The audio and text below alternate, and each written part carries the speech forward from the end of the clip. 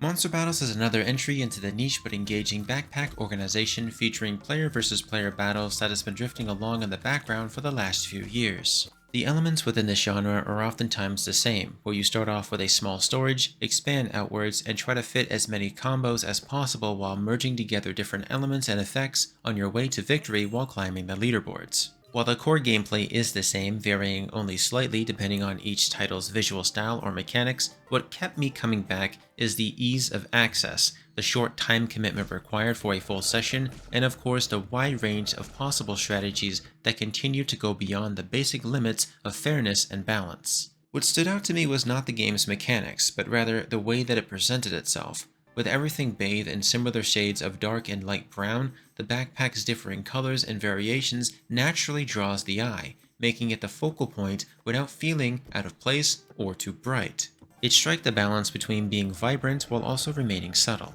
This design is consistent throughout the UI, whether you're browsing the archives, selecting your characters or artifacts, or simply exploring the shop. It's one of those rare games with a soft aesthetic glow that invites you to sit back and relax. While it does great visually, there are cases of loud audio cues, though even when the music and sounds repeat through every encounter, they do remain strangely soothing in a way as long as they are set at a reasonable level. Everything about Monster Battles initially felt great. I spent a lot of time with the demo alone, which was available for quite a while, exploring all of the content, experimenting with various builds, and even reaching the top of the leaderboards multiple times on different characters. Despite hitting what felt like the peak of the ranked experience, I found myself wanting to come back to the demo alone, eager to test out all kinds of different playstyles. The goal is quite simple, if you are familiar with other titles in the genre like Backpack Battles or even Neo Duel. You start with nothing and progress by facing off against other players. Win or lose, you earn gold, which can then be used to purchase monsters or more storage.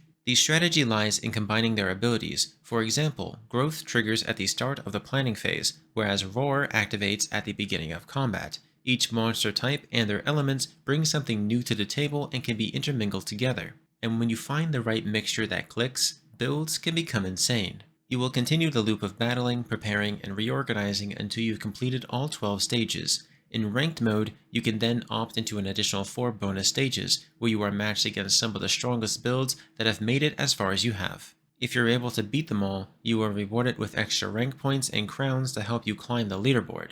If you manage to clear them, the game then features the newly implemented Endless mode. At that point, I found myself seriously considering pushing a few of the demo builds to see how far that I could push their limits, with a strong desire to achieve the maximum score. As you unlock more characters through progression, you'll gain access to the additional builds. These builds can be disabled if you want to focus on or enforce specific playstyles. You also have the option to block strong counters from appearing in your matches. There's a lot of customization here. There were a lot of new elements, characters, and monsters added into the full release, and I did have some concerns once the full game launched, with how many features had been altered from the demo version. My main concern with the updated gameplay was that the developers chose to lock many characters and core mechanics behind progression systems. I knew exactly what build that I wanted to pursue, but several of the required creatures were not available until I'd invested another 5 hours into the game. Unlocking new characters felt even more restrictive. Some were tied to time-consuming tasks, like merging together 100 units, which felt excessive.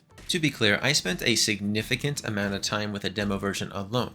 There were no unlocks outside of wishlisting the game on Steam for the Explorer. There were no restrictions and everything was available from the very start, and every player had equal access to the full range of gameplay options. In contrast with the full release, it introduced limitations that feel completely out of place for a game that initially prided itself on accessibility and also experimentation. The Explorer is one of my favorite classes to experiment with, thanks to her early access to multiple relics and the ability to overwhelm opponents in the early game to quickly build up economy. I'm not a fan of how she is unlocked in the full release, because I dislike the adventures. While the game does offer mostly static background snapshots of the player's builds, which you fight against, it also includes these bonus modes, a basic introduction to the game where shops are procedurally generated each time you fail a run or reset your stage.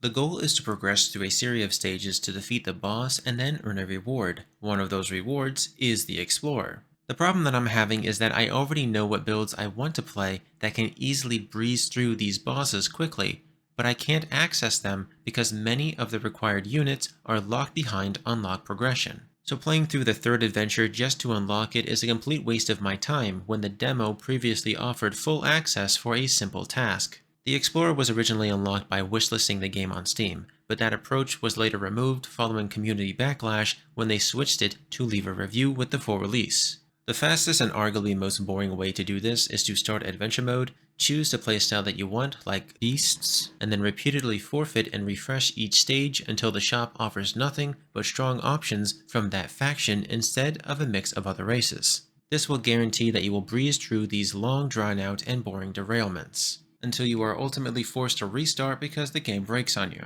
While the trailer for Monster Battles may not have been the most appealing, partly due to the mismatched music and a presentation that doesn't do the game any justice, looks can be deceiving. The game offers a ton of replay value in short, satisfying bursts. I still enjoy the core concept and believe that it does have real potential, but the heavy restriction on relics, monsters, classes, and other systems made the experience feel unnecessarily limited this time around compared to the demo. The demo didn't rely on artificial incentives to keep me playing, it let the gameplay speak for itself, and that's what kept me coming back. Now I find myself less interested in continuing with the full release and more inclined to returning to the demo version, where everything feels more open, freely accessible, and more fun to explore. I do hope that the developers take some of this advice to heart and revamp the gameplay modes and unlocking methods. After only a few hours, I realistically could not see myself wanting to get back into the game anymore. And it's a shame because it's quite fun for passing the time.